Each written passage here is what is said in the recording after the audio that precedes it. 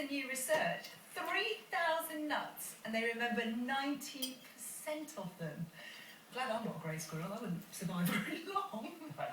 The thing that I really like about this is that this is an animal that's widespread all over the UK. I know it's not everyone's favourite, but we've all got access to it, and it's very confiding. So ordinary people like us can do the science and look at these animals and learn more about them, whether it's in the park or in your garden. And there's still more stuff to learn, which is really very exciting.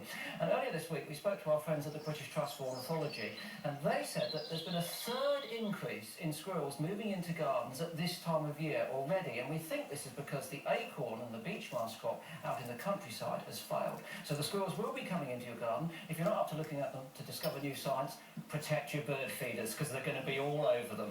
There could be lots of acrobatics on those bird sure feeders. Yeah. Well, up here there are no grey squirrels, but there are plenty of reds, and they also cache their food, but they're not as good at it as the grey squirrels. They can remember where they bury the nuts 34 days after, and greys 64 days, so they haven't got such a good memory, which may explain, or maybe one of the reasons, why they haven't survived as well as the grey squirrels. It is that, in fact. The greys, when they move into territories where the reds are, will steal their food.